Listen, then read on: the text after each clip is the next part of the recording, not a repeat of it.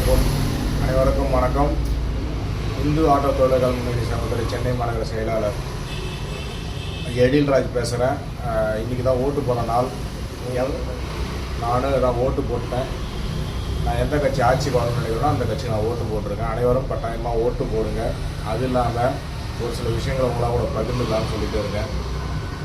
இந்தியாவுக்கு, இந்திய தேச நலனுக்கு எதிராக செயல்படக்கூடிய எந்த ஒரு கட்சிக்கும் வாக்கு தான் செலுத்தாதீங்க. இந்துக்களுக்கு, மதவாத சக்திகளுக்கு தான் எதிராக செயல்படக்கூடிய எந்த ஒரு கட்சிக்கும் வாக்கு செலுத்தாதீங்க.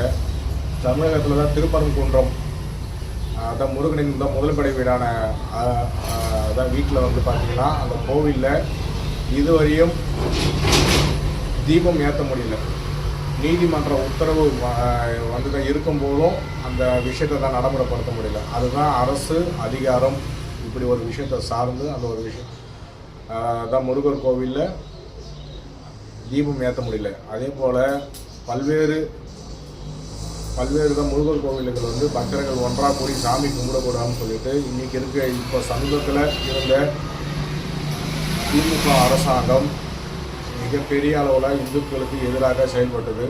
இதெல்லாம் வரக்கூடாது, தவிர்க்கணும் அப்படின்னு நீங்கள் மனசில் வச்சுக்கிட்டு நல்லாட்சி அமையணும். சட்ட ஒழுங்கு எந்த அளவுக்கு இருக்குன்னு தெரியும். பெண்களுக்கு உண்டான பாலியல் வன்கொடுமை 44,000 சின்ன வழக்குகள் பதிவாக இருக்குது. அது இல்லாமல் பட்டியலின மக்களுக்கு உண்டான விஷயங்கள், பிரச்சனைகள் எவ்வளோ அதிகமாக இருக்குதுன்னு சொல்லிட்டு இருக்குது. போதைப் பொருள் கலாச்சாரம் மிகப்பெரிய அளவில் பரவி இருக்குது. இதெல்லாம் கட்டுப்படுத்த முடியாத அளவுக்கு போயிட்டுருக்கு கைமீறி. இதெல்லாம் மைண்டில் வச்சுக்கிட்டு நம்மளுக்கு இன்றைக்கி அவங்களுக்கு நடக்குது, இவங்களுக்கு நடக்குதுன்னு சொல்லிட்டு நம்ம பார்த்துட்ருக்கோம். நாளைக்கு அந்த விஷயம் நம்மளுக்கு நடக்கும்போது தான் தெரியும்.